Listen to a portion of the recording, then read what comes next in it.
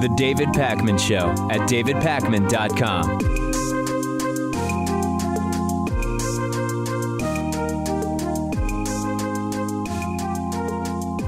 We are continuing to follow this amazingly explosive story about Donald Trump and his tax returns. And the backstory has been 40 years. Candidates have released their tax returns for the public to take a look at. Donald Trump has said he would not be doing this. There have been a number of polls done that confirm there is huge interest in seeing Donald Trump's tax returns. And we've speculated, and so has Hillary Clinton, and so have many others, about what they might reveal. Do they reveal, would they reveal that Donald Trump is not as wealthy as he says he is? Would they reveal that he has not been paying taxes? Would they reveal that he has more connections with Russia than he has admitted? Would they reveal that maybe he hasn't donated to charity to the degree he says he has? Well, we have now learned about Donald Trump's 1995 tax return. I'll tell you exactly how the New York Times got it in a second. This is the first shoe to drop in what is very clearly bombshell information that is out there. With every new bit of information that we get, it becomes more and more clear that there is a lot going on with Donald Trump's taxes. The New York Times has obtained some older Donald Trump tax records, and they show that in 1995, Donald Trump declared a $916 million loss on his income tax return. This tax deduction is so huge that it could have allowed Donald Trump to legally avoid paying any federal income taxes for up to 18 years. You'll remember when Hillary Clinton mentioned during that first debate a week ago that it's not clear Donald Trump has even paid taxes many years, Donald Trump responded by saying, "That makes me smart."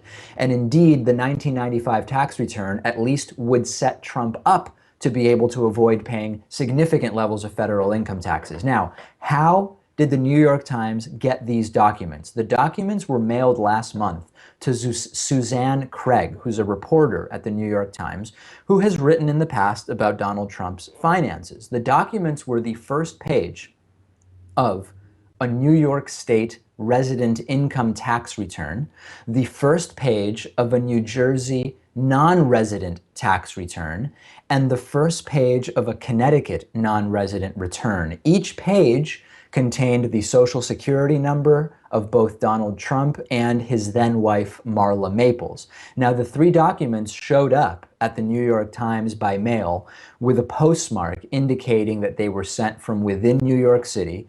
The return address claimed that the documents came from Trump Tower. Now, of course, you can write any return address and then just drop it in a New York City mailbox, and it will be postmarked in New York City, and it will have whatever return address you wrote on it. Let's keep that in mind. The New York Times took these documents and presented them to Jack Mitnick, who's a lawyer and certified public accountant who actually handled Donald Trump's tax returns for more than 30 years until 1996.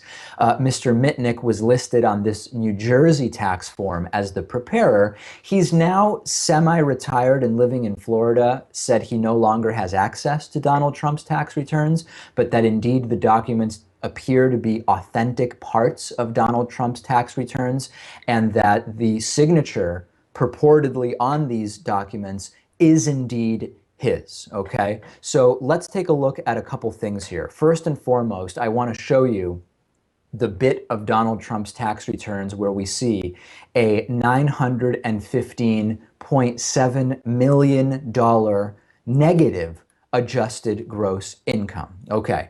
We can't say for sure the implications of this loss on future years because we don't have Donald Trump's tax returns for future years, but we do know that a loss this big in 1995 would have been large enough to wipe out $50 million per year of taxable income over the following 18 years. Donald Trump has declined to comment on the documents. Instead, the campaign put out a statement that it doesn't challenge nor confirm the $916 million loss. Let's take a look at this statement from Donald Trump that I will show you from the Trump campaign.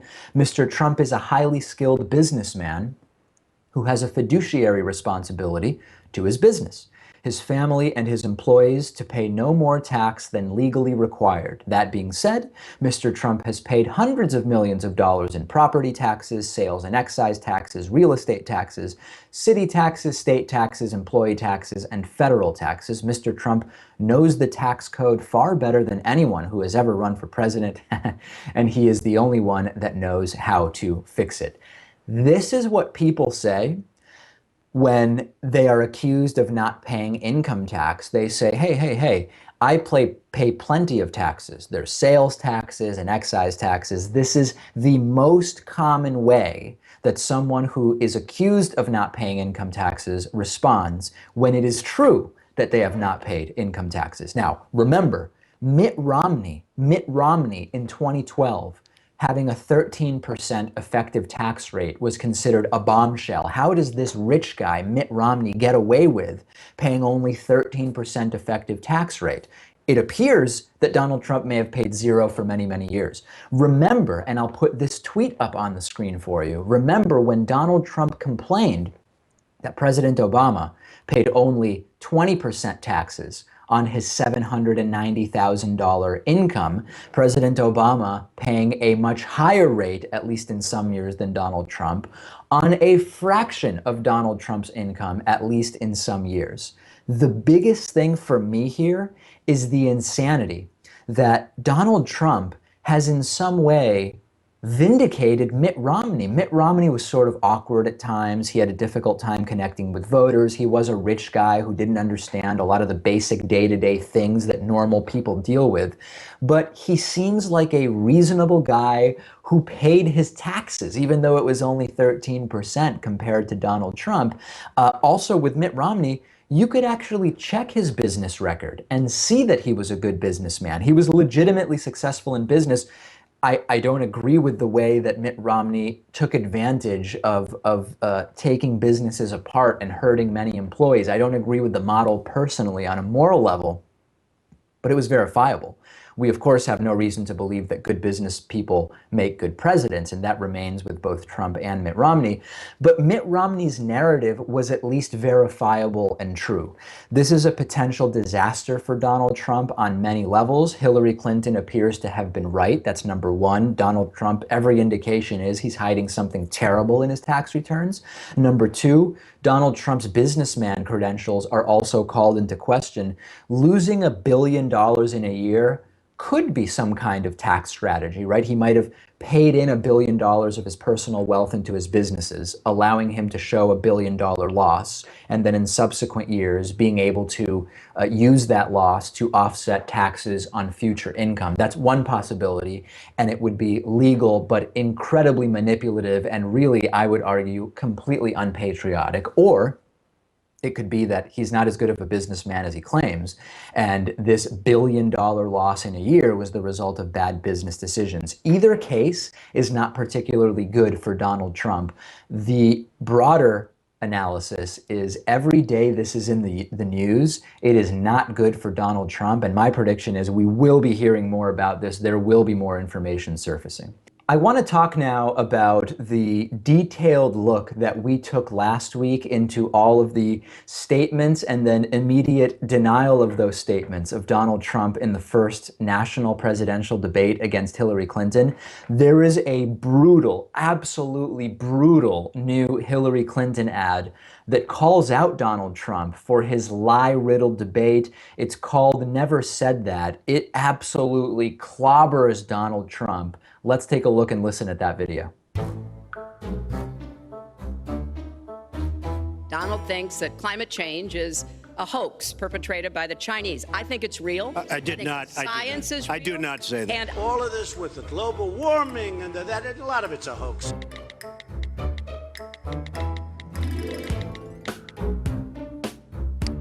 you even at one time suggested that you would try to negotiate down the national debt of the United States. I would borrow knowing that if the economy crashed, you could make a deal.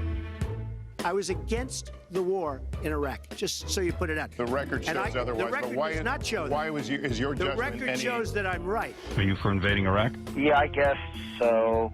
He even said, well, you know, if there were a nuclear war in the East Asia, well, that's fine. Have a good time, folks. And in fact, Good luck, folks. Enjoy yourself. someone who has said pregnancy is an inconvenience to employers, who has Never said that. women. Pregnancy is never, it's a wonderful thing for the woman. It's a wonderful thing for the husband. It's certainly an inconvenience for a business. Who has never said said that. women don't deserve equal pay unless they do as good a job as Didn't say. men. If you become president, will a woman make the same as a man? You're going to make the same if you do as good a job. You admitted that you hadn't paid federal taxes and that was smart. Is that what you meant to say? No, I didn't say that at all. He didn't pay any federal income tax. That makes If me he's smart. paid So Donald Trump and Kellyann Conway have started defending that entire "I guess I would go into Iraq" thing as, listen, Donald Trump was on an entertainment show. I guess so doesn't mean yes, but let's back it up. If your claim all along the campaign has been, I've always been against it, I guess I would invade Iraq isn't exactly I've always been against it. And last week I told you the difference between lies and politician lies. You can't do an ad like this if you're Hillary Clinton over politician lies, right? Like, Obama blew up the deficit. You need charts. You need graphs. You need definitions. How are we defining the deficit? It's obviously a lie that President Obama blew up the deficit, but it's hard to debunk in an ad just by showing the candidate statements verbatim. This brutal ad requires no statistics, no explanations, no interjection by a narrator or Hillary Clinton. It's Trump verbatim versus Trump verbatim contradicting himself. And interestingly enough, Donald Trump has actually continued to repeat lies from the debate. He was repeating that Hillary Clinton was someone who was questioning whether President Obama was really born in the United States. He told NH1, New Hampshire channel, you look at her campaign and everybody knows it happened. And I would say that pretty much everybody agrees with me. She tried, she wasn't able to do it, and I tried and I was able to do it. So I'm very proud of that, saying both Hillary and Donald were pushing the birther narrative. Donald Trump just did it successfully, which is just absolutely not true. Now, the most important thing now, 30-something days out from this election, is will this change the minds of any Donald Trump supporters? And sadly, not for many. It's hard to change your mind if you're not bringing your mind to the conversation in the first place. I saw a Trump supporter the other day who said, I don't care what he says. I don't care about the media debunkings because I support the idea of Trump and he's eventually going to figure it out. If you can get voters thinking that way, you can say whatever you want, and that's exactly what Donald Trump has been doing. Now, should I be more concerned in light of this that Donald Trump has this level of support in spite of doing everything from mocking a reporter with a disability to doing illegal business in Cuba, et cetera, is the concern that in spite of that, Trump has nearly 50% support? Or should we be really concerned that in spite of all that, Hillary Clinton is not absolutely destroying and blowing Trump out of the water? And part of that, of course, can be attributed to the fact that Hillary Clinton is not the most liked politician or person in the United States. But absolutely brutal ad by Hillary. If it convinces some independents and moderates to say, I can't be involved with Trump, I just can't do it, then I would call it a successful ad. We'll take a break. I'm on Twitter at @dpacman.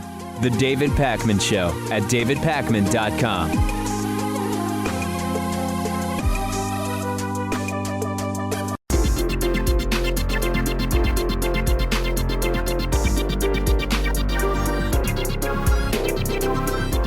The David Pakman Show at davidpakman.com. Today's new member of the day is Blake Van Winkle. Blake, thank you so much for being a David Pakman Show member. This is viewer and listener supported media, and I would encourage you, if you like this show, if you recognize the importance of this show continuing, whether it's Donald Trump or Hillary Clinton that wins on November 8th, please sign up at davidpakman.com/membership. One other quick note. I know we have a lot of graphic designers in the audience. We need a square, like a 512 by 512 pixel image that is just basically a call out that says membership in some clear and sort of creative way for what we are developing on YouTube, a new end screen that will show up after our YouTube videos play. I would love if someone in the audience has some graphic design skills and wants to put something simple but nice together. The only requirement is that it be a square, ideally 512 by 512, and it just be a simple call out with the word membership or sign up, maybe integrating the David Pakman Show logo. Email me if you have any more questions about that. Okay, remember, if you ever shop on Amazon.com, the shopping you do can send us a little kickback so that every time you buy something, we get around 7% of that purchase back. And there's no better thing than taking a little money away from a huge corporation and redirecting it to independent media. What you do is before you shop, you go to davidpakman.com/Amazon. And over the last week, we saw a number of Dungeons and Dragons handbooks purchased by our audience. I was talking about Dungeons and Dragons with a friend the other day. I truly don't understand. I've asked many people, are there fixed rules or not in Dungeons and Dragons? Because in the few times I've seen the game played, it sort of seems like the players are making up the story of what happens and how these battles and different things go. I still have not gotten a straightforward answer about whether, yes, there are fixed rules here, or there's an element of you just sort of make it up as we go along. But clearly some experts on this issue in our audience. Also, somebody, thank you, by the way, for purchasing a $1,500 camera through our link over the last week. My suspicions are that this is the same person who spent about $10,000 on camera equipment through our link over the last year. Huge thank you to you. And remember, going to davidpakman.com/Amazon before you shop is the way to support our show with the shopping you already plan to do. Explosive revelations regarding the Donald Trump doing illegal business in communist Cuba with the Fidel Castro regime story from last week. Donald Trump's co-manager, Kellyann Conway, seemed to either accidentally or cluelessly admit that yes, the bombshell Newsweek story last week by Kurt Eichenwald alleging that Donald Trump broke U.S. law by doing business in Cuba, spending $68,000 there exploring business opportunities, is indeed true. Kellyann Conway was on ABC's The View, and she very clearly doesn't deny that Donald Trump spent money in Cuba while looking into business opportunities there. Kurt Eichenwald seems to be exactly right on this. Here's Kellyann on The View. You determine whether this was an accident or whether she admitted what she thought was not a big deal without realizing this is a major, major deal. Take a look at the video. I want to ask you about a story that's breaking this morning from Newsweek, that one of Trump's companies spent money in Cuba during the embargo when Fidel Castro, during his regime. The whole story. But these are serious accusations. To find out that then he didn't invest in it. No, they're not treasonous. I read the entire story. It starts out with the screaming headlines, as it usually does, that he did business in Cuba, and it turns out that he decided not to invest there. If you read the entire story. Are you denying that his company spent any money in Cuba? I think they paid money, as I understand from the story, they paid money in 1998. I know we're not supposed to talk about years ago when it comes to the Clintons, but with Trump, well, there is no statute of limitations ever. He keeps bringing it up. He's the one. But I don't believe you're allowed to spend money unless it's a humanitarian effort or a government effort. In that context, if you're dealing with this particular regime. It's not going to work in Miami. They're not going to like that. Right. So the question is, did he spend money? He's very critical of Cuba. He's very critical of Castro, and he's been critical. He gave a speech the very next year to the Cuban American National Foundation in Miami, critical of those who want to do business with Castro. And he's talked about the Cuba embargo even on this show. But again, we're talking about, did his hotel invest money in 1998? So he decided not to invest there. No denial of the fact that money was spent there. Asked if she's denying that he spent the funds, she said, I think he paid the money back in 1998. That is what is illegal. That is the allegation of the Newsweek story by Kurt Eichenwald. That is against the law. This is a good opportunity for me to clarify. After our first story on this, people started emailing me saying, David, How can you be in favor of the Cuban embargo? It's a disaster. I've been against the Cuban embargo for as long as I have known about it, right? I remember being a little kid and being against the Cuban embargo. This is not being in favor of or against the Cuban embargo. This is about Donald Trump's hypocrisy on many levels. At the first debate, remember, he went on this rant about law and order. He's about law and order. Hillary Clinton is not about law and order. If you ignore federal law because you want to explore doing business in Cuba, that is not law and order. And that's a separate issue from anyone's opinion about the Cuban embargo, which I agree was always a disaster. Donald Trump has been publicly critical of the Castro regime for a long time. He panders to Cuban American voters, but it seems really he would have been fine doing business with the Castro regime. There's no indication that after spending these $68,000, he didn't do business with the Castro regime because he realized, oh wait, I'm against communism and I'm against Castro. It appears that it was just a business decision that they didn't want to pursue this any further. How else has the Donald Trump campaign tried to push back against this story? Well, Steve Cortez, a Trump surrogate, acknowledged the report in Newsweek by Kurt Eichenwald, but he said, if this was a violation, it was an incredibly technical violation. It is illegal to spend money in Cuba, or it was at the time. Trump spent money in Cuba. Is that a technicality, or is that just breaking the law exactly as plainly written in simple English? You can decide about that, but the two most important points here are the fact that the Cuban embargo was shameful and capricious doesn't in any way excuse the actions of Donald Trump. And number two, nobody is denying the facts of the report from the Trump campaign. They are denying that it was recent. They are arguing that it was a technicality. They are saying that they ultimately decided not to invest in this business, but nobody is actually denying the facts of the story. And that is really the important thing.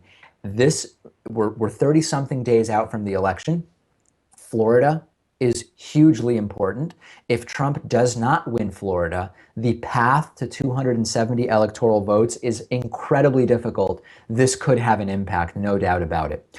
Donald Trump has, I think the best way to describe it is Donald Trump, to use a poker term, was on tilt in the middle of the night a couple of days ago. Clearly, Donald Trump's atrocious and abortive debate performance has been affecting him. First, he started denying provable truths during the debate.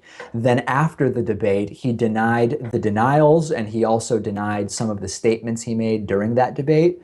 And then now, we have learned that Donald Trump went on a completely bizarre and unhinged rant in the middle of the night about a sex tape, a presidential candidate at 5 in the morning tweeting about a sex tape. He first tweeted to his supporters or his detractors or whoever follows the guy on Twitter at about 3:20 in the morning Eastern time, and I'll show you this tweet, saying, do not believe media reports that are using the phrase sources said. There are no sources. They are just made up lies. 2 hours later, at 5:30 a.m. in the morning, Donald Trump went on just a ridiculous Twitter rant about the former Miss Universe winner, who he fat-shamed by calling her Miss Piggy, and whose heritage he denigrated by calling her Miss Housekeeping. We're, of course, here talking about Alicia Machado, who is very clearly on record about the disgusting ways in which Donald Trump allegedly treated her, how his attacks on her led to her developing an eating disorder, etc.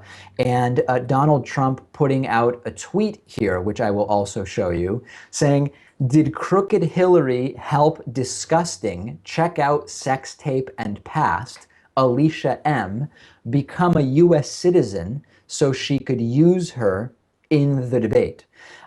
It's not that common for presidential candidates to recommend people look at sex tapes on Twitter in the middle of the night. Now, whether or not this alleged sex tape exists is irrelevant. It does appear to be false.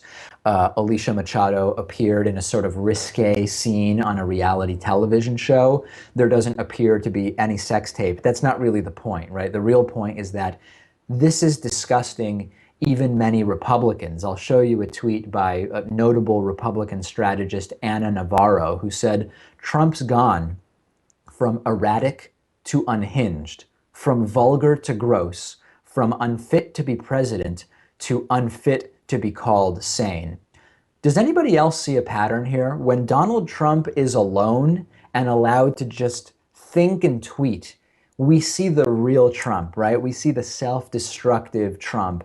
This is evidence that Donald Trump is clearly unfit to be president. But as I've said before, this continues to reinforce in me the idea that on some level, Donald Trump does not want to be president. This is a pattern. Remember when around midnight one night during the primary campaign, he posted this unflattering picture of Heidi Cruz, the wife of then Republican rival Ted Cruz.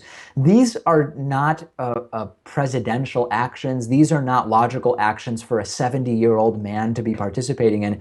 This is a 13-year-old in the body of a 7-year-old who somehow is going to end up being, at worst, missing the presidency by a few million votes. Newt Gingrich, somehow the voice of reason in this entire thing. I'll put up a tweet, a quote rather, from Newt Gingrich, who said, "You can't tweet at 3 a.m, period. There's no excuse ever. Not if you're going to be president of the United States." So he's really got to decide. If he's got to be himself, then he may well not win. If he's willing to grow into the role of president, then he may win. When Newt Gingrich is sounding reasonable, when Newt Gingrich is the voice of reason, you know that you're off the deep end. And some people are getting it. Some people are saying, you know, Hillary Clinton, yeah, I disagree with her on a lot of policy. I don't like this or that she's done in terms of cronyism and sort of the destructive nature of how politics are funded. I don't like it. But Donald Trump is tweeting about sex tapes at 5 a.m. This is not a man who can be president of the U.S., period. I hope it's enough to keep Trump out of the White House. It may not be. The David Pakman Show at davidpakman.com.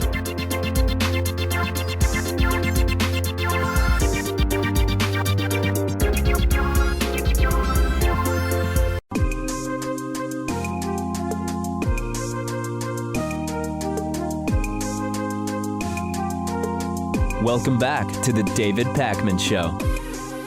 I'm joined today by Iraq War veteran and Purple Heart recipient Will Fischer, who's the executive director of the Union Veterans Council through AFL-CIO. He's been traveling the country talking to veterans and other voters about what a Donald Trump presidency would mean for veterans and military families. And I want to start, Will, by getting your reaction to the caricature we often see, the idea of Republican strong on the military, Democrat weak when it comes to the military. Is that even anything we should be remotely paying attention to in evaluating policy with regard to our veterans anymore, or has that gone out the window? I think it really is something that never really existed. So a lot of that was born out of, at the end of the Vietnam War. And I believe that, a lot of people saw, especially in the early 80s, through, some of the grandstanding done by President Reagan and some of the pomp and circumstance around the military, that somehow being strong on defense meant that you were strong and stood with veterans, which is absolutely not the case. Right now, you have the Republicans in Congress who are trying to destroy and privatize the VA, for instance. You have Republicans in Congress who want to do away with the GI Bill, right? You have Republicans in Congress who want to cut pay for active duty military. And it extends, of course, well beyond the actions of the Congress, because right now we have the Republican Party's nominee for President of the United States in Donald Trump, someone who, very rarely embraces any policy when it comes to veterans and military families and our active service. And when he does, it's things like doing away with the GI Bill. It's things like saying he wants to destroy and privatize the VA. It's things like speaking in a very charlatan manner or a very cavalier manner about using nuclear weapons. But it goes so much deeper than that with Mr. Trump. This is someone who has also spent a year on the campaign trail attacking our military, insulting veterans, saying that people like John McCain and other prisoners of war are losers because they were captured, someone who compares their sex life in the 80s and 90s to serving in combat in Vietnam, someone who says that when young women and men get hit by roadside bombs, they just go for a little ride in the air, and someone who attacks Gold Star families. I mean, where are we in our politics where we have somebody out there, in this case it's the Republican Party's nominee for president, attacking Gold Star families, people who have already sacrificed more than many can even begin to imagine? Well, along those lines, in thinking of this sort of line of thinking that you're talking to us about, this comment that Donald Trump made, which he's now chalked up to some kind of joke, which was he's always wanted a Purple Heart and he was handed a physical one by a veteran at an event some time ago. As you know, we don't have to speculate about what that meant to a Purple Heart recipient. We can actually just ask you, did you find that offensive, or did you find it to be the lighthearted joke that Donald Trump claimed it to be once people said, hey, you might want to walk that back? I think that what happened is someone asked me the exact same question you just now did about 10 minutes after Mr. Trump made those comments. And I was so struck by what he said that I immediately just said the first thing that came to mind for me. And the first thing that came to mind for me when I heard Donald Trump say that he had always wanted a Purple Heart was August the 19th, 2004. You see, on that day outside of the city of Fallujah, I was awarded a Purple Heart, but so was my Marine Corps brother who got his arm blown off, so was my Marine Corps brother who lost an eye, and so was my Marine Corps brother who was killed that day. And he wasn't able to receive his Purple Heart. His widow had to receive it on his behalf. And I guess what Donald didn't learn in that elite military prep school he attended is that Purple Hearts are reminders of very bad days. And nobody out there that has one ever wanted it. And I think it's also important to remember that this is somebody who makes these comments about veterans, who makes these comments about our military, who categorically at the same time wants to send more young American women and men into combat. But it won't be his kids, right? I don't think anybody thinks that Donnie Jr., Eric, or Ivanka are going to be putting on a flak jacket anytime soon. But if Donald Trump is elected president, the people out there listening today, their kids will. And the people who they work with, their kids will. And the people that they worship with or participate in community activities with, their kids will. And it's mighty bold talk, coming from somebody who dodged service when it was their time to serve, with the help of multiple deferments and having a rich dad. Well, along those lines, this is a little bit of a departure from Trump specifically, and it's more just a commentary on what we started with, which is this idea of, I support the troops, you don't support the troops. As president, here's how I would support the troops. And very, very often that becomes a phrase that not only lacks meaning, but it actually sometimes takes on opposite meaning. And very, very often supporting the troops is wrapped up with sending troops into engagements that are sometimes primarily, sometimes partially motivated by political gain and political posturing. And I feel like that is not discussed enough. The idea that the number one way to really value the volunteer service of our troops is not to ever use troops for political battles or in areas where it is not absolutely necessary. And I feel like that frank conversation is not had enough. I don't know how you feel about that.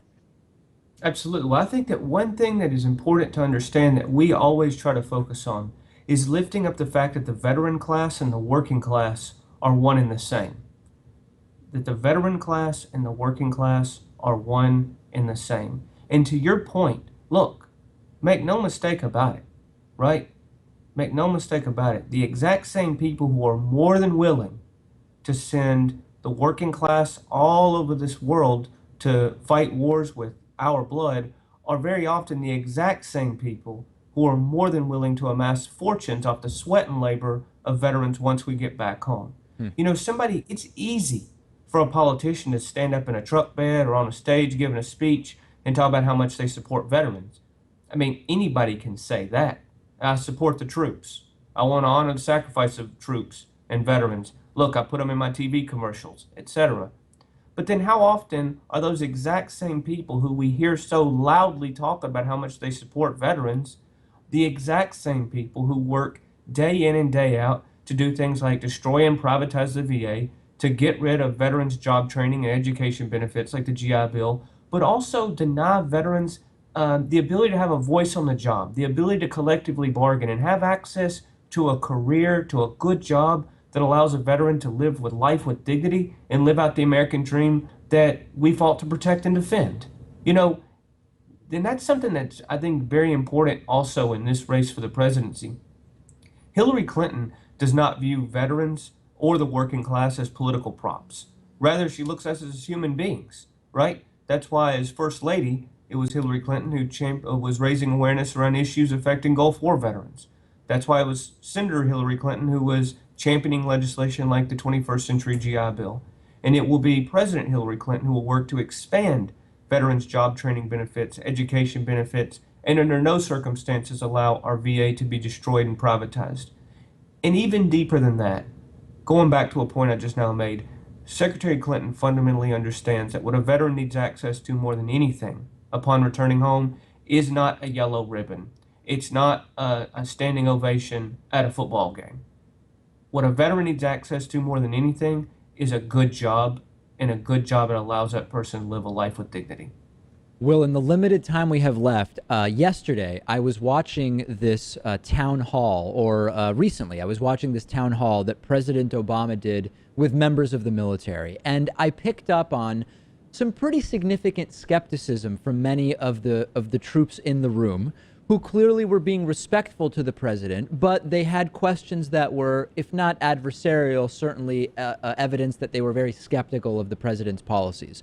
Not specifically about this town hall, but generally, what I'm curious to hear from you is, what types of statements from politicians about troops, veterans, the military, etc., are concerning type statements for you, where you say, you know, that I'm hearing a talking point that is a talking point that is concerning to me?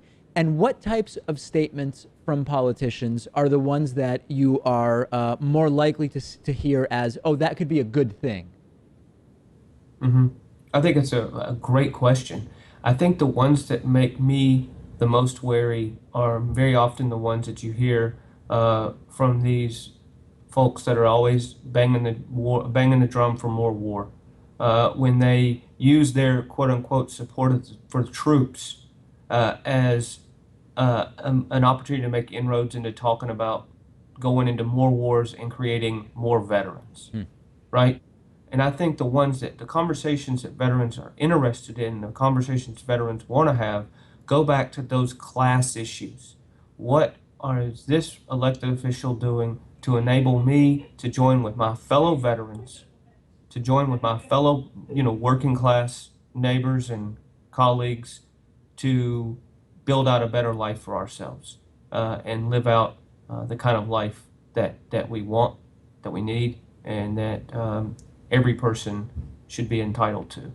I think that when you look at Donald Trump, this is someone who time and time again has shown that he has no real plans whatsoever. You hear him talking about the military, you hear him talking about veterans, and what does he talk about? He says our military is full of losers, right? I don't even need to rehash all of the anti-veteran statements that he's made thus far, even though there are plenty more in that reservoir. This is someone who also alienates our allies on a daily basis.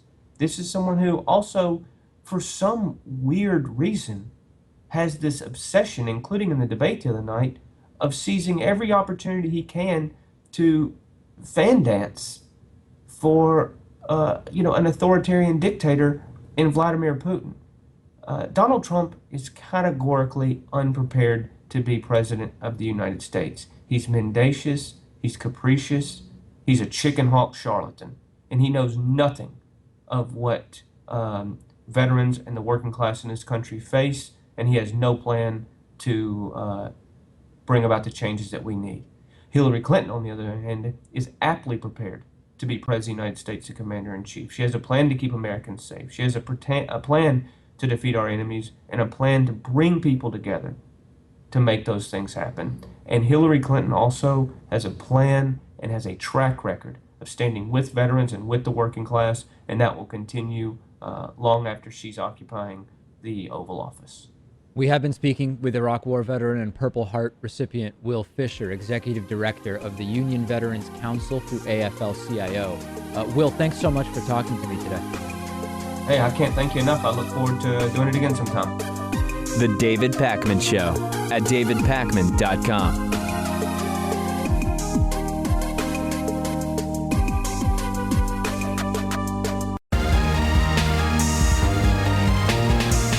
The David Pakman Show at davidpakman.com.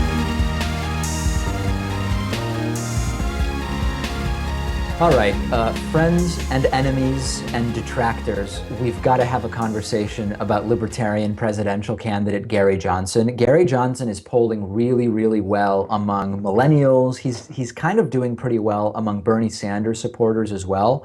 And Gary Johnson is nearly tied with Hillary Clinton among young voters, among voters 18 to 34 years old.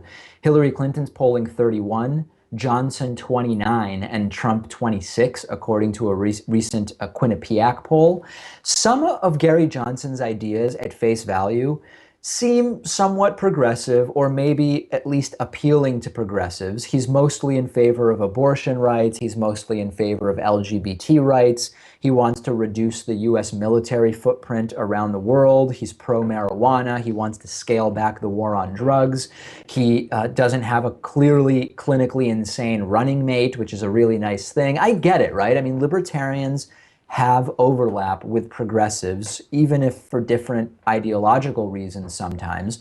The issues on which I agree with libertarians, I agree with them really, really strongly, right? 100% in many ways. But aside from these issues, number one, Gary Johnson really lacks knowledge on many issues, but also his views on important issues are completely opposed to the positions of actual progressives. Not a single progressive should be voting for Gary Johnson. I'll just tell you some of these issues. Gary Johnson's tax reform plan would replace the income tax and the payroll tax with a consumption tax. A lot of times, right-wingers will call this simplifying the tax code. What it means is making it better for rich people and worse for poor and middle-income people. Back in 2012, when he ran for president, he proposed a 43% across-the-board single-year federal spending cut. Progressives are against haphazard cutting of federal spending. When you're talking about 43%, I know all about government waste. I know all about reducing defense spending and so many other areas of spending that we need to look at. But 1 year, cutting 43% to federal spending, any reasonable person knows that you are going to be doing some damage when you do that. Gary Johnson says he would bring the budget into balance completely through spending cuts because he has barred any tax increases. Any thinking progressive knows that that is a recipe for disaster and an impractical recipe nonetheless. On the subject of student loans, Gary Johnson is totally confused. He believes the reason that college costs are so high is because of, quote, guaranteed government student loans. Misusing the term guaranteed, seems not to even know what that means in the context of lending. There's some evidence that federal student lending might have slightly increased tuition, but it is very low on the list for the increases that we've seen in the cost of college tuition. He's publicly stated that he doesn't think the government should get involved in climate change. What progressive could possibly vote for someone who believes that? Gary Johnson supports the Trans-Pacific Partnership. He supports Citizens United because, you know, it's freedom to donate to politicians. Gary Johnson is against all forms of gun control. What progressive is against all forms of gun safety regulations? It makes no sense. Obamacare and healthcare. Gary Johnson believes, and this is just disturbing. Gary Johnson believes that the free market should be involved in health insurance, period. That is maybe the most depraved possible position on the issue of healthcare. This is a disaster. Protest vote, ideological vote for Gary Johnson, forget about it. Now, what's happening? Why is he doing well with progressives? Number one, there are some millennial progressives that are focused on only the issues on which libertarianism is appealing, right? The issues I mentioned earlier, abortion, LGBT rights, etc. Number two, you could argue maybe it's possible that millennials don't care about the disagreements between progressive ideas and Gary Johnson's ideas because they want to sort of send a middle finger F you to the major political parties. And number three, there's also the possibility that because millennials are increasingly registered as independents, they may be sort of falling prey to this idea that, oh, I'm an independent, so therefore I shouldn't vote for a Democrat or a Republican. I'll just pick one of these third-party candidates to vote for. No matter what the reasons are, it is ridiculous for progressives to vote for Gary Johnson, and I've met a couple of them personally, and I've had a pretty good success rate in talking sense into them. Most of them had no idea about Gary Johnson's positions on TPP, student lending, healthcare, etc. But I can't talk to everybody, so hopefully progressives that are listening can take action on this and help out. Last thing I want to talk about today before we get to voicemail, it hasn't been a good week for Donald Trump. If you've listened to the earlier parts of this show, you know that. Donald Trump continues to be sort of confusing and erratic with his flip-flops and changes of opinion. You might remember that after the first presidential debate a week ago, Donald Trump was asked whether he would accept the results of the November 8th presidential election if Hillary Clinton were to win, because, you know, that's how elections are decided. And Donald Trump at the time said to reporters, absolutely, I'm going to respect the results of the November 8th election. Seems that that has already changed. A couple of days ago, Donald Trump said to the New York Times, I actually might not accept the results if Hillary Clinton wins. He backtracked saying, quote, we're going to have to see, we're going to see what happens, we're going to have to see. What is he alluding to here? Well, earlier the same day, Friday, in Detroit, Michigan, at a rally, Donald Trump again started up, stoking fears about voter fraud and unsubstantiated complaints of a, quote, rigged election. He told supporters again that voter fraud is a big, big problem in this country. Remember, okay, I want to communicate this to our audience so that you will be equipped with the facts on it. This entire voter fraud farce of people showing up to vote twice, people showing up and voting in places where they're not even registered, etc., that is a farce used by Republicans to make it more difficult for people to vote in traditionally non-white and Democratic areas. Research has found that there are a few dozen incidents of in-person voter fraud in something like a dozen or 14 years that it has been reviewed. As usual, almost all of Trump's statements also carry with them some hypocrisy. In this case, you'll remember I told you weeks ago that Donald Trump's co-campaign manager, Steve Bannon, actually registered to vote at an empty house in Florida that he doesn't appear to live in at all. We reported extensively on that story when it broke, and you can check it out. Once again, an area where Donald Trump is the guy in a glass house throwing stones at everybody else.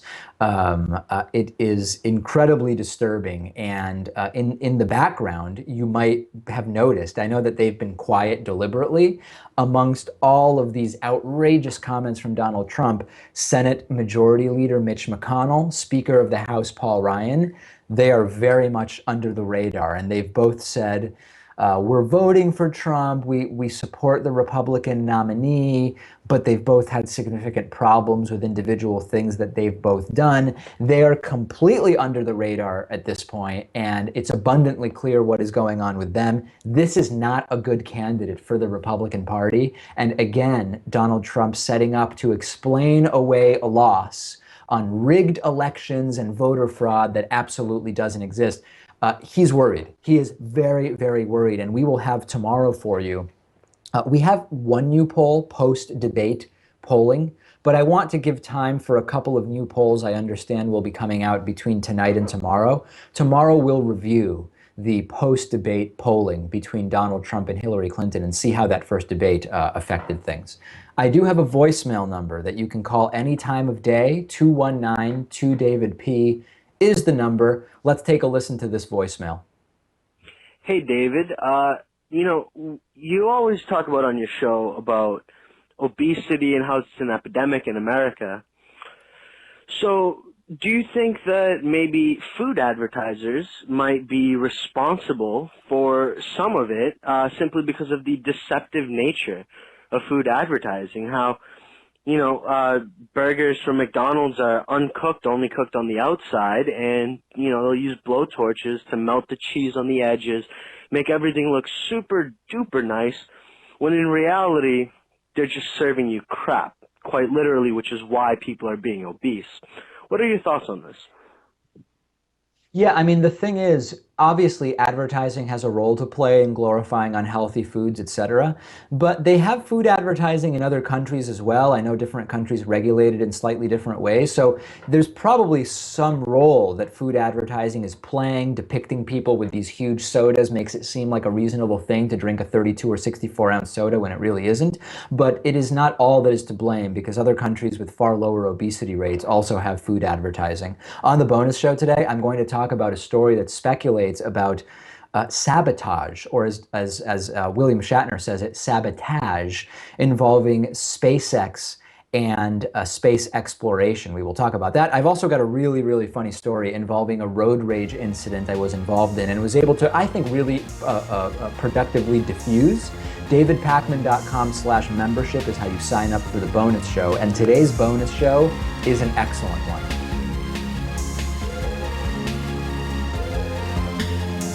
The David Pakman Show at davidpakman.com.